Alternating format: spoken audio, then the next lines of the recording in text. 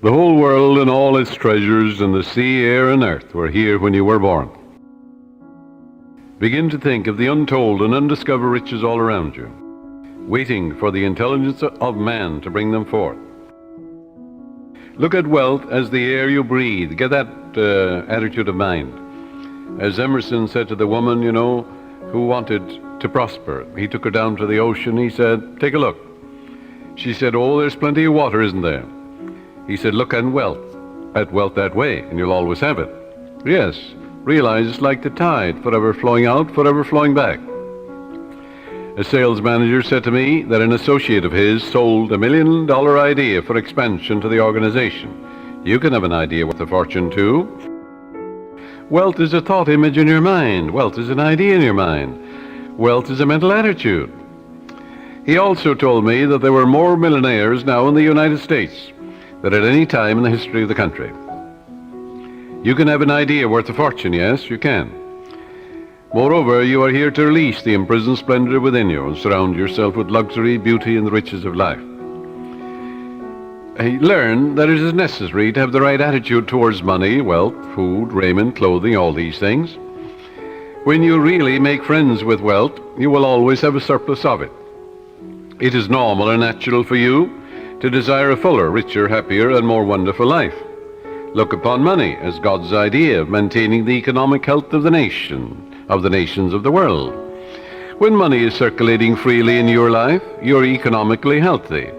In the same manner as when your blood is circulating freely, you are free from congestion. Begin now to see money in its true significance and role in life as a symbol of exchange. That's all it is. It has taken many forms down through the ages. Money to you should mean freedom from want. It should mean beauty, luxury, abundance, sense of security, and refinement. You're entitled to it.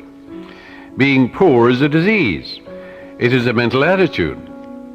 A young woman, a very good writer, who had had several articles accepted for publication, said to me one time, "I don't write for money."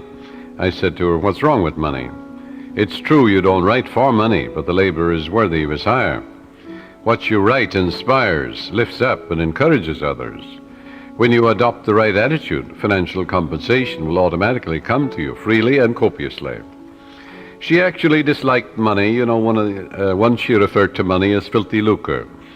Going back, I suppose, the early days where she heard mother or somebody say money is evil, or the love of money is the root of all evil, and all these things without any understanding at all.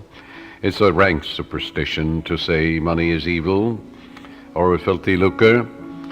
This woman had a subconscious pattern that there was some virtue in poverty. There isn't. It's a sickness, a disease.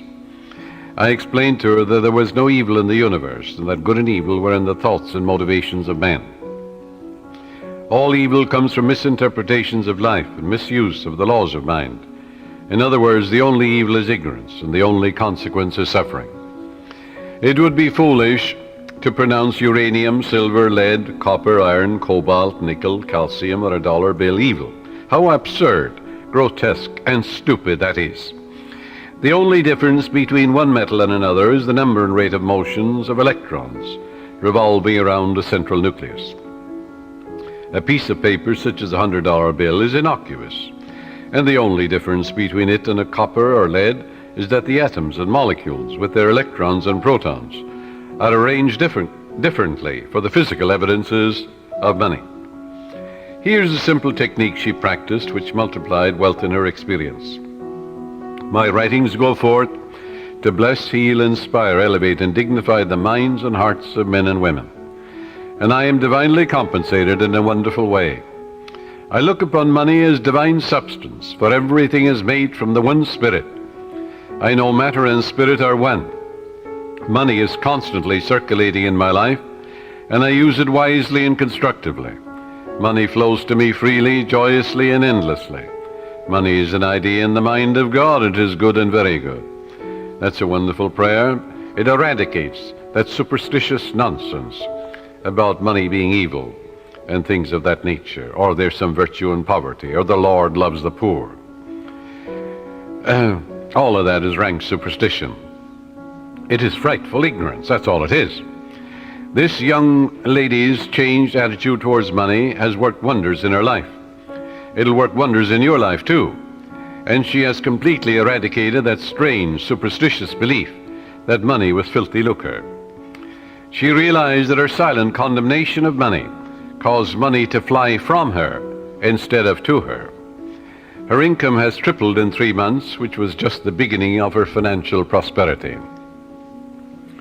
Some years ago, I talked with a clergyman who had a very good following. He had an excellent knowledge of the laws of mind and was able to impart this knowledge to others. But he could never make ends meet.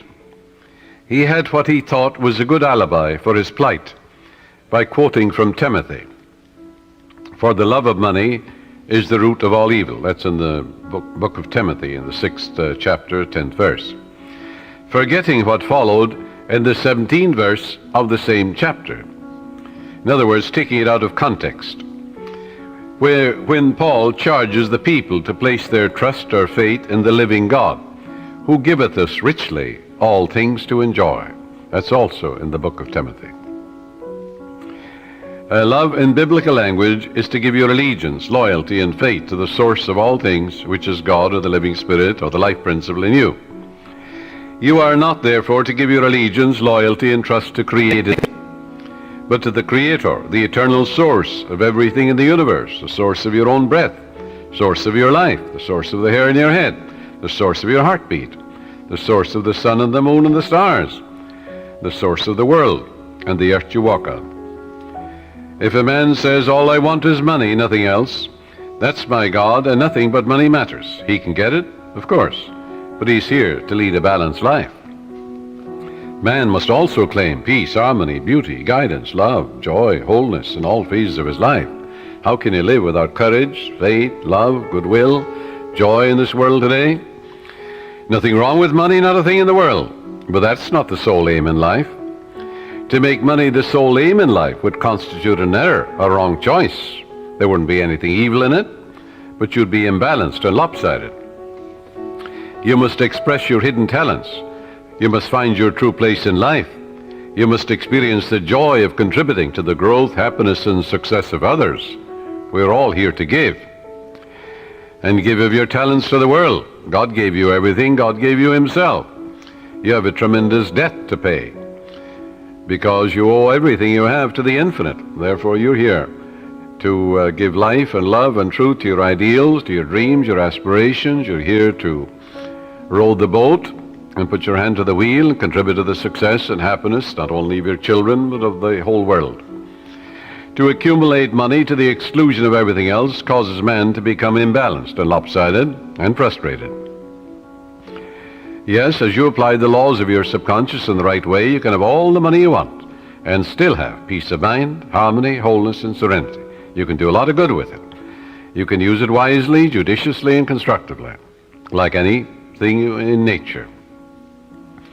You can use your knowledge or philosophy in a constructive way, or you can begin to brainwash impressionable minds with communism and all the rest of it. I pointed out to this minister how he was completely misinterpreting the scripture in pronouncing pieces of paper or metals evil, when these were neutral substances, for there is nothing good or bad, but thinking makes it so. He began to see all the good he could do with more money for his wife, family, and parishioners.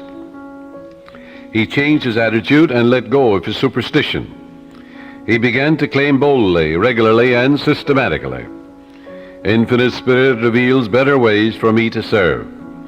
I am inspired and illumined from on high, and I give a divine transfusion of faith and confidence in the one presence and power to all those who hear me. I look upon money as God's idea, and it is constantly circulating in my life and that of all the people who surround me. We use it wisely, judiciously, and constructively under God's guidance and God's wisdom." This young clergyman made a habit of this prayer, knowing that it would activate the powers of his subconscious mind. Today he has a beautiful church which he wanted. The people built it for him. He has a radio program and has all the money he needs for his personal, worldly, and cultural needs. I can assure you he no longer criticizes money. If you do, it'll fly away from you, because you're condemning that which you're praying for. Now, follow this technique which I'm going to outline for you, and you'll never want for wealth all the days of your life, for it is the master key to wealth. The first step is to reason it out in your mind that God, or the life principle, or the living spirit, is the source of the universe, the galaxies in space, and everything you see. Whether you look at the stars in the sky, the mountains, the lakes, the deposits in the earth and the sea, or all animals and plants. The life principle gave birth to you, and all the powers, qualities, and attributes of God are within you. Come to a simple conclusion that everything you see and are aware of came out of the invisible mind of the infinite, or the life principle. And that everything that man has invented, created, or made came out of the invisible mind of man. And the mind of man and the mind of God are one, for there's only one mind. That mind is common to all individual men. Everyone is an inlet and an outlet to all that is. Come now to a clear-cut decision that God is the source of your supply of energy, vitality, health, creative ideas, the source of the sun, the air you breathe, the apple you eat, and the money in your pocket. For everything is made inside and out of the invisible.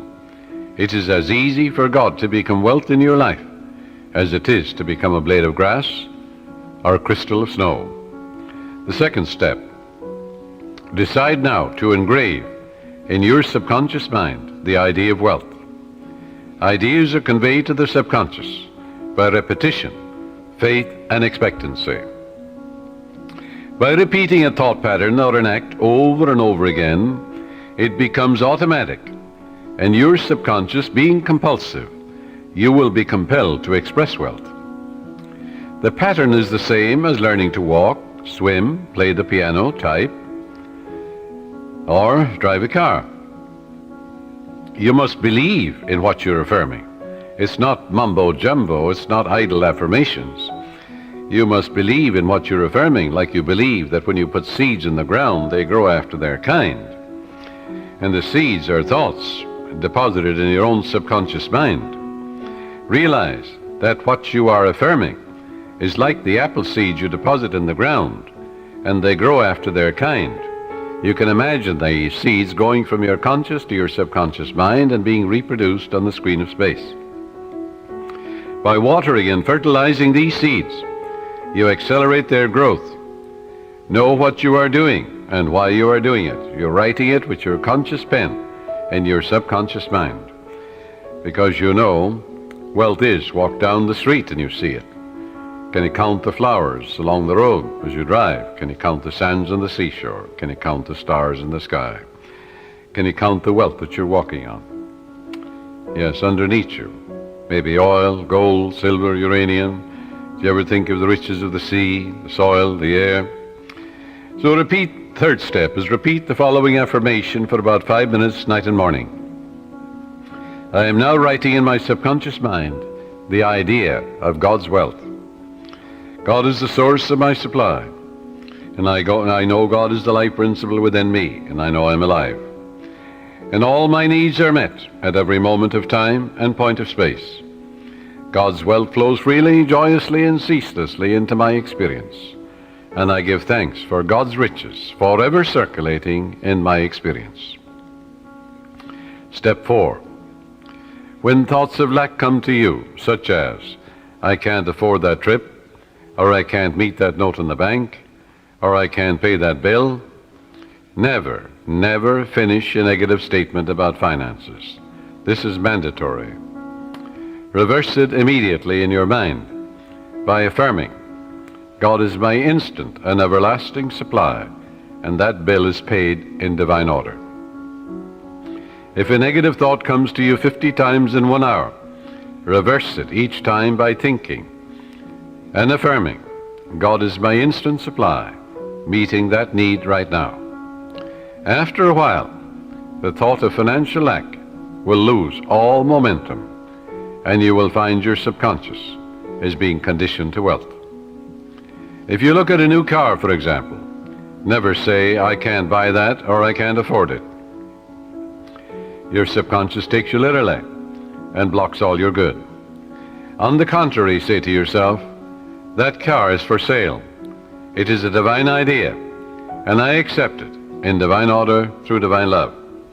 This is the master key to wealth. It's impossible for any sincere person to practice this technique and not have all the wealth he or she needs all the days of your life. So follow it, and you're setting the law of opulence in operation. It will work for you as well as for anybody else. The law of mind is no respecter of persons. Your thoughts make you wealthy or poor. Choose the riches of life right here and right now. A sales manager sent me one of his men for counseling. This salesman was a brilliant college graduate. He knew his products very well. He was in a lucrative territory, but was making only $5,000 annually in commissions. The sales manager felt he should double or at least triple it. In talking to the young man, I found he was down on himself. He had developed a subconscious pattern or self-image of $5,000 a year. In other words, that's all I'm worth. He said that he had been born in a poverty-stricken home and that his parents had told him that he was destined to be poor. His stepfather had always told him, "You'll never amount to anything. You're dumb, you're stupid." These thoughts were accepted by his impressionable mind, and he was experiencing his subconscious belief in lack and limitation. I explained to him that he could change his subconscious mind by feeding it with life-giving patterns. Accordingly, I gave him a mental and spiritual formula to follow, which would transform his life. I explained to him that he should under no circumstances deny what he affirmed, because his subconscious mind accepted what he really believed. Your subconscious mind accepts your convictions, what you really believe. So believe in God's wealth and God's riches, which are all around you, by the way. He affirmed every morning before going to work, "I'm born to succeed. I'm born to win. The infinite within me can't fail. Divine law and order govern my life. Divine peace fills my soul. Divine love saturates my mind. Infinite intelligence guides me in all ways. God's riches flow to me freely, joyously, endlessly, ceaselessly. I'm advancing, moving forward, and growing mentally, spiritually, financially, and in all other ways. I know these truths are sinking into my subconscious mind, and I know and I believe they will grow after their kind." A year later, when I met this young man again, I discovered that he had been transformed. He had absorbed these ideas which we had discussed, and he said, "I am appreciating life now, and wonderful things have happened.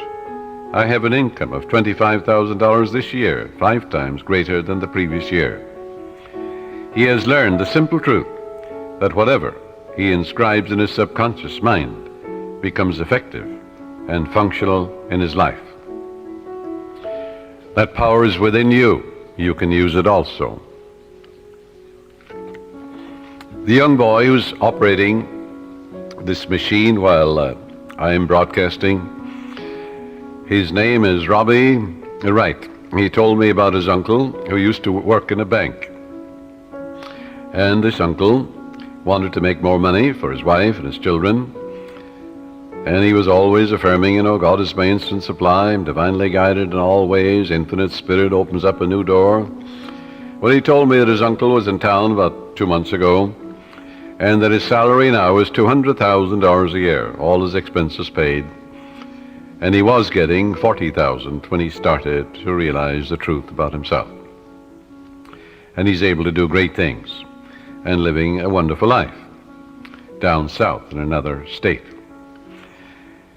All of this is an idea. All it was an idea in his mind. Wealth is an idea. A radio is an idea. Television is an idea. An automobile is an idea. Everything you look at is an idea. Suppose you destroyed all the automobiles in the world due to some holocaust. Well, an engineer could run them off, couldn't he? And we'd have millions of them in no time. Use the following meditation for assurance in achieving financial wealth. Thou madest him to have dominion over the works of thy hands. I know that my faith in God determines my future. My faith in God means my faith in all things good. I unite myself now with true ideas, and I know the future will be the image and likeness of my habitual thinking. As a man thinketh in his heart or subconscious, so is he. From this moment forward, my thoughts are on whatsoever things are true, whatsoever things are honest, whatsoever things are just, whatsoever things are lovely and of good report. Day and night I meditate on these things, and I know these seeds, which are thoughts, which I habitually dwell upon, will become a rich harvest for me. I am the captain of my soul. I am the master of my fate. For my thought and feeling are my destiny. You see, prayers and affirmations are not for the purpose of changing God or the living spirit or the life principle or influencing the divine. God is the same yesterday, today, and forever. You don't change God, but you align yourself mentally with that which was always true. You don't create harmony. Harmony is. You don't create love. God is love. That love of God is within you. You don't create peace. God is peace, and God indwells you. But you must claim that the peace of God floods your mind. You must claim that the harmony of God is in your home, your harmony is in your pocketbook, in your business, in all phases of your life. All of good is available to each of us. Our prayers and affirmations are for the purpose of bringing our own mind to the point where we can accept the gifts which were given to us from the foundation of time. For God is the giver and the gift. The oil was in the ground before you were born, before any man walked the earth. So was gold and silver, uranium and lead and copper and all the metals that we use today. They were all there. Didn't it take a little intelligence in the mind of man to find these things? Yes, so if you send two men to Utah, and one man is a geologist, or he may be also a mineralogist, and he finds nothing. Another man goes, in the first 5 minutes he finds a vein of uranium or silver in the same territory, in the same land. Where was the wealth? The wealth was in the mind of the second man.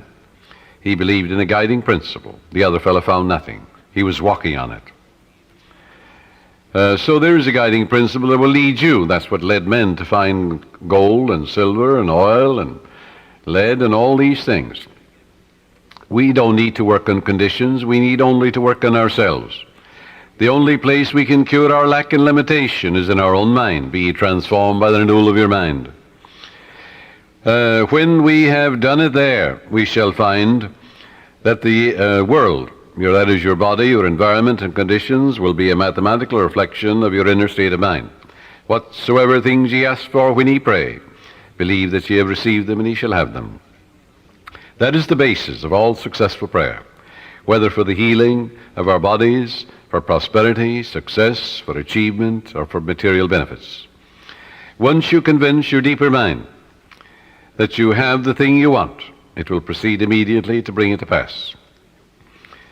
You might say to me, how can I convince my deeper mind, my subconscious, that I have riches or any other good thing, when my common sense tells me that bills are piling up, creditors are after me, the bank is calling up to pay for the mortgage and for the money I owe, and so on. You can't. If you keep thinking about debts and obligations and how much you owe, you'll only magnify your misery. But here is a truth about the laws of your mind. Your deeper mind accepts as a fact whatever you repeat to it in convincing tones, often enough, just the same as you learn to walk. You had a thought pattern, an act, whether it is swimming or walking or playing tennis or golf, and you repeat it over and over again. You knew what you were doing and why you were doing it. You want to learn to walk, you want to learn to dance, you want to learn to swim.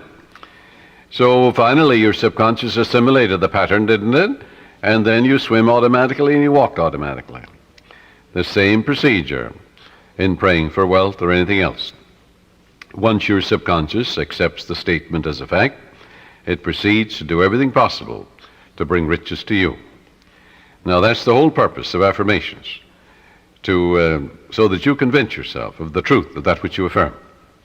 Then your deeper mind will bring these things to pass. Many men say to me, I got an affirmation from someone, and it said, I am rich and prosperous now, I am successful, and I'm very wealthy. That affirmation, he said, succeeded in making me much more aware of my need, because, you see, he believed more in poverty and lack than he did in the riches all around him. So I explained to him, I said, you must turn away from that pattern and come back, change your belief. Your subconscious accepts what you believe. I said, look around you and realize that God created you and the whole world. It's an invisible spirit within you. Everything is made inside and out of it. It started your heartbeat. It's the air you breathe, the water you drink, it's the fruit that you eat. And therefore turn away and turn within and change that and say, I recognize the eternal source of my supply. God is the source of my supply. All my needs, spiritual, mental, material, are met at every moment of time and point of space. And God's wealth is circulating in my life, and there's always a surplus. So by day and by night I'm advancing, moving forward and growing, spiritually, mentally, materially, financially, intellectually, in every way. And all things be ready if the mind be so. It is done unto me as I believe. And before they call I will answer, while they're yet speaking I will hear. Oh, how I love thy law. Let it be my meditation both day and night. And the law is, I am what I contemplate. I am what I believe myself to be. According to my faith is it done unto me. God gave you richly all things to enjoy. God made you rich, why then are you poor? And as he began to realize the source of the infinite ocean of supply, the source of the very hair in his head, you know, the source of the power that enables him to lift a chair, the source of the grass, the source of the hay in the field, the source of the cattle in 1,000 hills. He began to realize the source. He aligned himself with it, and then it made sense to him. Then he realized that he was writing in his subconscious mind the idea of wealth, of growth, and prosperity. He changed his belief to a belief in the riches, the endless riches all around him, instead of poverty, which was a false belief in his mind. Don't you know there's enough fruit rots in the tropics to feed all humanity? Nature is lavish, extravagant, bountiful. God gave you richly, yes, all things to enjoy. These things, he said, I've said unto you, that my joy might remain in you, and your joy might be full. Heretofore you've asked for nothing, now ask, that your joy might be full.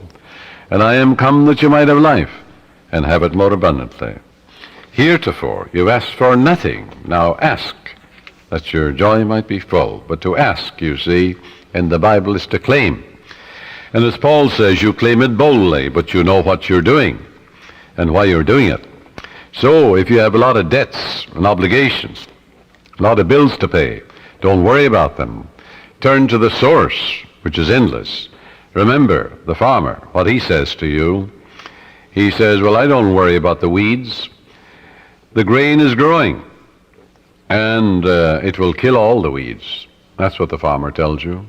Likewise, as you focus on your good, on guidance and right action, on the eternal source of your supply, whether it is mental or spiritual or financial you need, there's but one source, not two. And as you turn to it and give thanks for that endless supply, then all the weeds will be killed. Thoughts of lack and limitation will die in you, and God will multiply your good exceedingly. Joy into your life. Pray for joy by claiming it. The joy of the Lord is my strength, the Bible says. Repeat that to yourself, and after a while, you'll be amazed what will happen to your bloodstream and to the general circulation. Don't keep analyzing it or gritting your teeth about it. Just know that joy is the elan of life, the expression of life. Don't work like a horse at it. Use no willpower, no muscle power, no blood vessel power is involved in this mental and spiritual therapeutic technique. Just know and claim that the joy of the Lord is flowing through you now, and wonders will happen as you pray this way. Freedom and peace of mind will be yours as a result. If you have peace of mind, you'll have peace in your pocketbook, in your home, in your relationship with people, for peace is the power at the heart of God. And there is a river, the streams whereof make glad the city of my God. The city of God is your mind, the people who dwell there. Well, you know very well who dwells there. Your thoughts, ideas, images, beliefs, opinions. Make sure they conform to the divine standard. A woman said to me, I was blocked financially. I had reached the point where I had not enough money for food for the children. All I had, she said, was $5. I held it in my hand and said, God will multiply this exceedingly according to his riches and glory. And I am now filled with the riches of the infinite. All my needs are instantaneously met now on all the days of my life. All right, she believed that. It wasn't idle words. You don't gain the ear of God by vain repetitions. No, you must know what you're doing and why you're doing it. You must know that your conscious mind is a pen, and you're writing something, engraving something in your subconscious mind. And whatever you impress your subconscious mind with will be expressed on the screen of space. It'll come forth as form, function, experience, and events, good or bad. So make sure you plant that which is lovely and of good report. She said, I affirmed that all my needs are instantaneously met now in all the days of my life for about a half an hour, and a great sense of peace came over me. I spent the $5 freely for food. The owner of the market asked me if I wanted to work there as a cashier, since the present one had just gotten married and left. I accepted it, and shortly afterwards I married the owner, my boss, and we have experienced and are experiencing all the riches of life. This woman looked to the source. She didn't know how her prayer would be answered, because you never know the workings of the subconscious. She believed in her heart in the blessings of the infinite. Follow. To believe is to live in the state of being it. It also means to be alive to the eternal truths. Her good was magnified and multiplied exceedingly, because the subconscious always magnifies what you give attention to. There is a presence and a power within you, and you can use it, and you can stir up, as Paul says, the gift of God within you. For God is the giver and the gift, and everything has been given to you. And therefore you can tune in and claim guidance, right action, beauty, love, peace, abundance, security. You can say to yourself, well, God's ideas unfold within me, bringing me harmony, health, peace, and joy. If you're in business, you're a professional man, you're an artist, you're an inventor, just sit down quietly and say, God reveals to me new creative ideas, original, wonderful ideas, which bless humanity in countless ways. And then watch the wonderful ideas come to you. And they will come, because when you call, it answers. Remember what it says in the Bible? Call upon me, I'll answer you. I'll be with you in trouble. I'll set you on high, because you have known my name. And then the name means the nature. Well, the nature of infinite intelligence is responsiveness. Call, the response comes. Constantly affirm, feel and believe that God multiplies your good exceedingly, and you will be enriched every moment of the day, spiritually, mentally, intellectually, financially, and socially, for there's no end to the glory of man for his daily living. Watch the wonders that will happen as you impress these truths in your subconscious mind. As you listen to this tape, this cassette, let these truths sink into your subconscious, and they will, and they are. And you're engraving them. And the more often you do this, well, the quicker you will impregnate your deeper mind.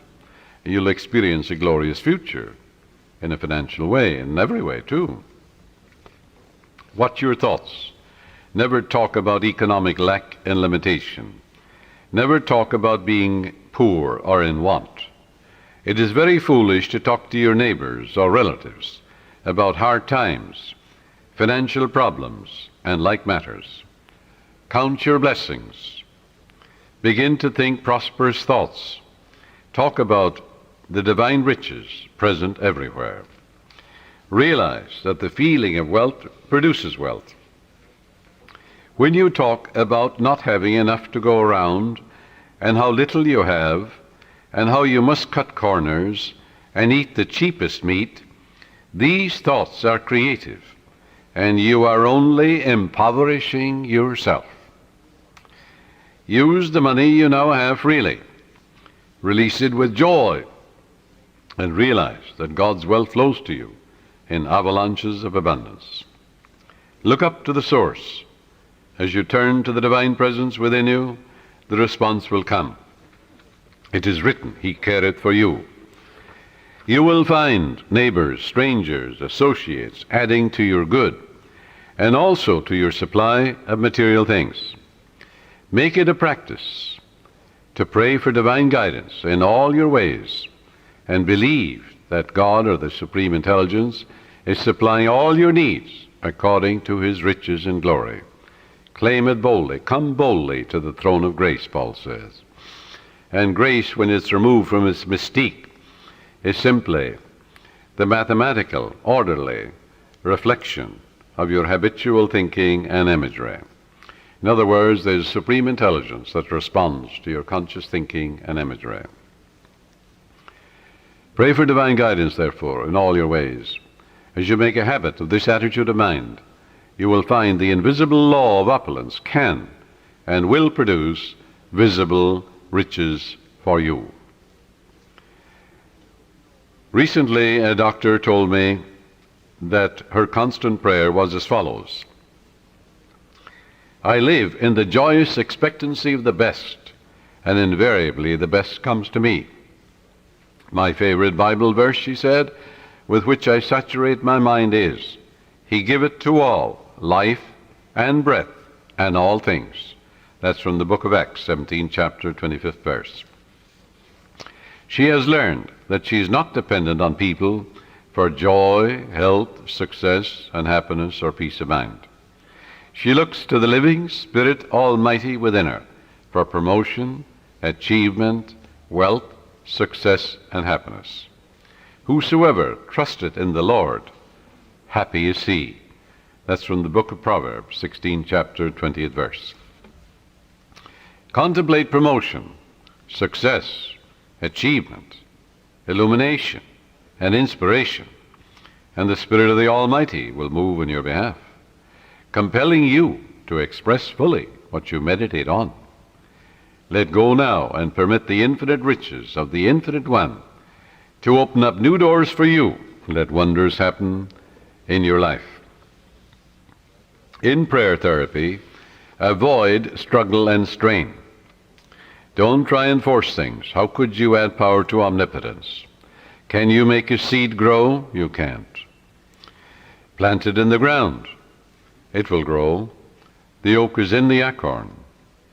The apple is in the apple seed. The archetype or pattern is there, but you must deposit it in the soil where it dies, undergoes dissolution, bequeaths its energy to another form of itself. Spiritual-minded man, he looks at an acorn, he sees a forest, Yes, that's the way your subconscious works. It magnifies your good exceedingly. So avoid strain, since this attitude is indicative of your unbelief. If you're worrying and fearful and anxious, well, that inhibits your good. That brings about blocks and delays and impediments in your life. What does fear do? That which I greatly feared has come upon me. Reverse it. That which I greatly love comes into my experience. Love is emotional attachment. In your subconscious is all the wisdom and power necessary to solve any problem. Your conscious mind is prone to look at external conditions and tends continually to struggle and to resist. Remember, however, it is the quiet mind that gets things done. Quiet your body periodically. Tell it to be still and relax. It has to obey you. Your body moves as moved upon. Your body acts as acted upon. Your body has no self-conscious intelligence, no volition, no will. It moves as moved upon. You can play a melody of God on your body. When your conscious mind is quiet and receptive, the wisdom of your subconscious rises to the surface mind, and you receive your solution. A beauty parlor operator told me that the secret of her success was that every morning prior to opening her beauty salon, She had a quiet period in which she affirms, God's peace fills my soul, and God's love saturates my whole being. God guides, prospers, and inspires me. I am illumined from on high, and His healing love flows from me to all my clients. Divine love comes in my door. Divine love goes out of my door. All those who come into my salon are blessed, healed, and inspired. The infinite healing presence saturates the whole place. This is the day the Lord hath made, and I rejoice and give thanks for the countless blessings which come to my clients and to myself. She had this prayer written out on a card and reiterates these truths every morning. At night she gives thanks for all her clients, claiming that they are guided, prospered, happy, and harmonious, and that God and His love flow through each one, filling up all the empty vessels in her life. She stated to me that following this prayer technique pattern, at the end of 3 months she had far more clients than she could handle, had to hire 3 additional operators. She had discovered the riches of effective prayer and is prospering beyond her fondest dreams. The sales manager told me that he had been fired because of excessive drinking on the job and because of being involved with one of the secretaries in the office. He was very distressed, dejected, and worried about his wife, his income, and his future. In talking with his wife later, I discovered that she was a chronic nagger and had tried unsuccessfully to dominate and control her husband. She was abnormally jealous and very possessive, and she clocked him in every evening, creating a scene if he were not home at a certain hour. He was emotionally and spiritually immature and did not handle the matter at all constructively. He deeply resented her nagging and her clocking of his arrival at home, and retaliated by drinking and becoming involved with another woman.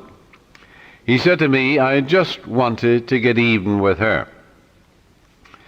Both of them agreed it takes 2, to make a go of marriage. It takes 2 to prosper. If a husband and wife will agree in prosperity and success, agreement means harmony, they will prosper. They'll have all the money they need to do what they want to do when they want to do it. And when you have all the wealth you need to do what you want to do when you want to do it, you're as rich as Croesus. Both of them agreed to start a prayer process night and morning, realizing that as they prayed for each other, there could not possibly be any bitterness, hostility, or resentment, as divine love casts out everything unlike itself. And it does. She prayed night and morning as follows: my husband is God's man. God is guiding him to his true place. What he is seeking him. Divine love fills his soul. Divine peace fills his mind and heart. He is prospered in all his ways, spiritually, mentally, financially, socially, every way. By day and by night he is advancing, moving forward and growing, spiritually, mentally, financially, socially, intellectually, in all ways, for life itself is growth. There are harmony, peace, love, and understanding between us. It is divine right action and divine peace operating in our lives. And he prayed for his wife night and morning as follows: my wife is God's child. She's the daughter of the infinite, a child of eternity. Divine love fills her soul, and it is written, he careth for her. Divine love, peace, harmony, and joy flow through her at all times. She's divinely guided and prospered in all her ways. For to prosper is to grow along all lines. There are harmony, peace, love, and understanding between us. I salute the divinity in her, and she salutes the divinity in me. As both of them became relaxed and peaceful about the situation, they realized that only good can come out of this situation. Soon he received a phone call from the president of the company calling him back, stating that he had heard he had had a reconciliation with his wife, and at the same time he praised him for his past achievements and accomplishments for the organization. Actually, his wife, without his knowledge, had visited the president of the company and had told him the whole story, how happy they now were, and how the other woman had vanished out of his life. She told how they were now praying together. He was impressed, and she and her husband discovered very quickly the riches of scientific prayer. For the riches of the infinite are within you. You can know if you have succeeded in prayer by the way you feel. If you remain worried or anxious, if you're wondering how, when, and where, or through what source your answer will come, you are meddling. This indicates you do not really trust the wisdom of your subconscious. Avoid nagging yourself all day long, or even from time to time. When you think of your desire, lightness of touch is important. Remind yourself that infinite intelligence has taken care of it, in divine order, far better than you can by tenseness of your conscious mind. For example, if you say, well, I need $5,000 by the 15th of next month, or the judge must make a decision for me by the 1st of the month, otherwise I lose my home, my mortgage, and so on. That's fear and anxiety and tension. What will that do? Bring blocks and delays, impediments and difficulties into your life. Always go to the source. Remember, in peace and in confidence shall be your strength. When you're anxious and tense and worried, that will not bring about prosperity or peace of mind or health or anything. Go back to the source. Come to a place of absolute rest in your mind and say to yourself, reiterate these truths. It is done unto me as I believe. Go thy way as thou hast believed, so be it done unto thee. All things be ready if the mind be so, which means all I have to do is ready my mind to receive the benediction, the guidance, the wealth, the answer, the solution, the way out. According to my faith is done unto me. Go thy way, thy faith hath made thee whole. Go in peace, thy faith hath made thee whole. And all things are ready if the mind be so. The light of God shines in me. The peace of the everlasting God fills my soul. And quietness and confidence shall be my strength. God gave me richly all things to enjoy. With God all things are possible. Reiterate these simple truths. Say, the Lord is my shepherd, I shall not want. He maketh me to lie down in green pastures. He leadeth me beside the still waters. He restoreth my soul.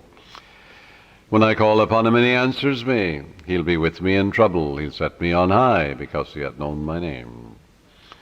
God is my instant everlasting supply, and ever-present help in time of trouble. Reiterate these truths. Read a psalm like the 23rd and 91st Psalm, and go over these psalms quietly, peacefully, and lovingly. You'll get to a point of rest and peace in your mind. And you realize that God is never late, and that God is your instant and everlasting supply, guiding and directing you, revealing to you everything you need to know, opening up the door for you, revealing to you the solution, and God's riches are circulating in your life, and there's always a surplus. Then, when you act that attitude of mind, the way will open up, the dawn will appear, and the shadows will flee away. But you won't get an answer by worry and fear and tension and anxiety. This will only attract more lack, more difficulties. So reverse it. Go back to the source. Reiterate the truths you know.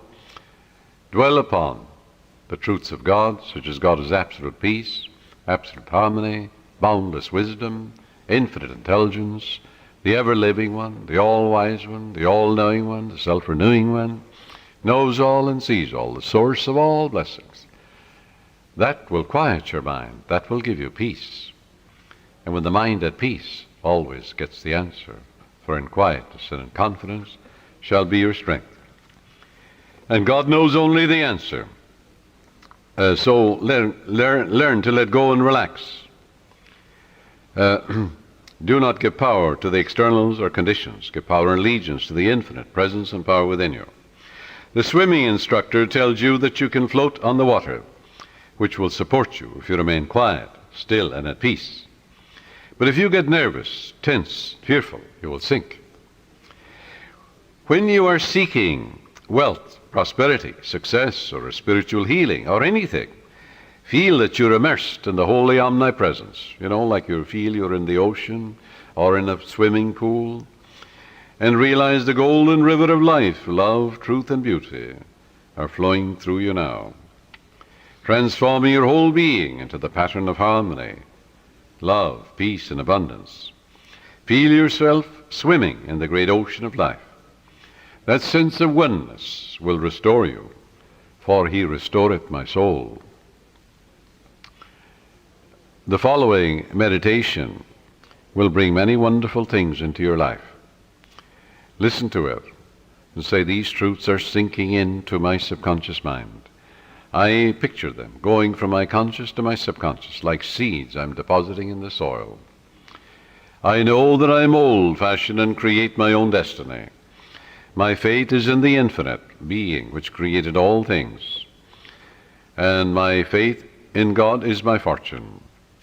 This means an abiding faith in all things good.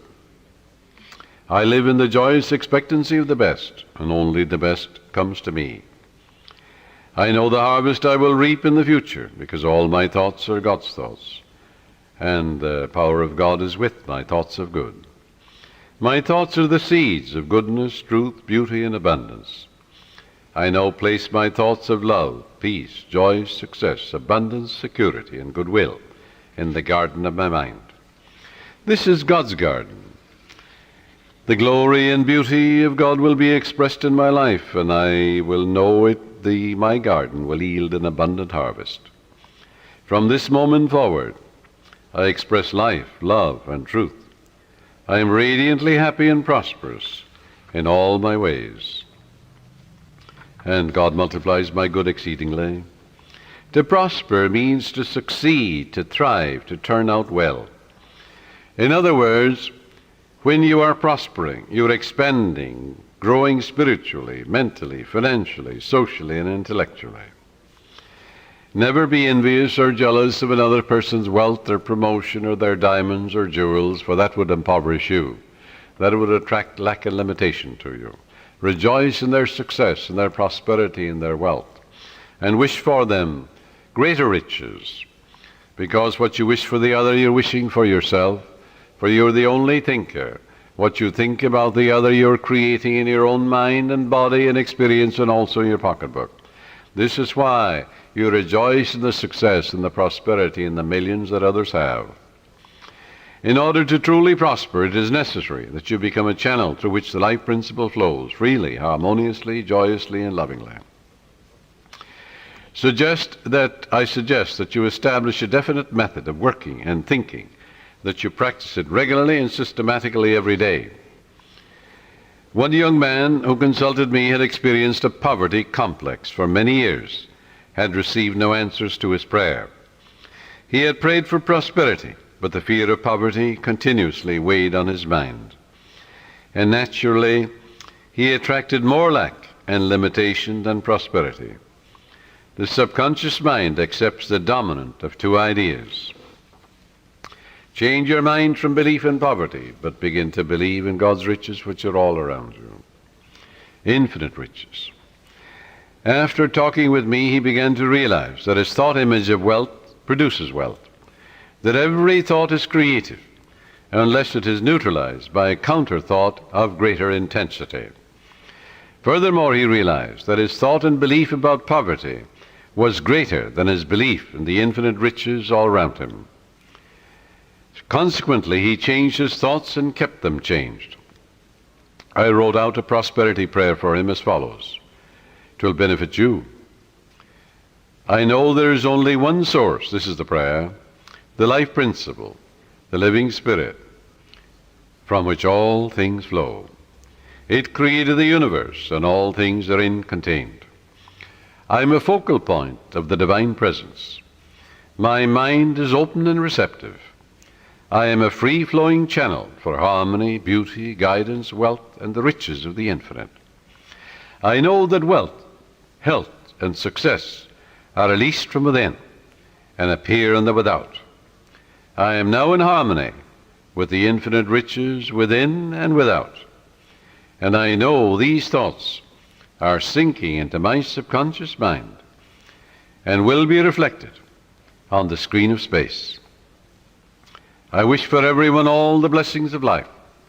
I am open and receptive to the divine riches, spiritual, mental, and material, and they flow to me in avalanches of abundance. This young man focused his thoughts on God's riches rather than on poverty, and made it a special point never to deny what he affirmed. Many people pray, for wealth, and they deny it. An hour later they say, I can't afford this, I can't make ends meet. They're making a mockery of their prayer. They're like the man that gets into a taxi in New York, and he's going to the airport, and on the way he says to the taxi driver, oh, take me back home, I forgot my passport. So he goes back. Then he said on the way again, oh, I better go to my club, I forgot my wallet. So the taxi driver takes him to his club. And he says, oh, I forgot some letters at my grandmother's. So off he goes to the grandmother. And he gives a half a dozen directions in a half an hour to the taxi driver. Finally, the taxi driver takes him into the police station because he realized he's mental. Well, now this is the way millions of people pray, even in the New Thought movement. They give a half a dozen directions to their subconscious mind in a half an hour or an hour. The subconscious is so confused and perplexed, it doesn't know what to do, it doesn't do anything. So it results in plain frustration. Frustration, it comes from frustrare, to deceive, to work for nothing. So you don't put a seed in the ground and then dig it up. Stop contradicting what you've affirmed. And that's the way people pray for prosperity. They're constantly denying what they're affirming. And they're making a mockery of prayer. So this young man focused his thoughts on God's riches rather than poverty, and he stopped saying, I can't afford, or I can't buy that piano, or I can't buy that car. He never used the word can't. Can't is the only devil in the universe. Your subconscious takes you literally and blocks all your good. Now, in a month's time, his whole life was transformed. He affirmed the above truths, which I just mentioned, morning and evening for about 10 minutes, slowly and quietly, engraving them in his mind, knowing what he was doing, believing what he was doing, knowing that he was actually writing down these truths in his subconscious mind, causing the latter to be activated and to release its hidden treasures. For the gold mine is in your subconscious, the diamond mine is there. It's the source of all the riches of heaven. Although this man had been a salesman for 10 years with rather dim prospects for the future, suddenly he was made sales manager at $30,000 a year plus prime benefits. Your subconscious has ways that you know not of. It's impossible to impregnate your subconscious mind with the idea of wealth and be poor. It's impossible to impregnate your subconscious with the idea of success. And good heavens, you are born to win, to succeed. The infinite can fail. You're born to triumph. Son, thou art ever with me, and all that I hath is thine. Let your prayer be, by day and by night I'm advancing, moving forward and growing. God gave me richly all things to enjoy.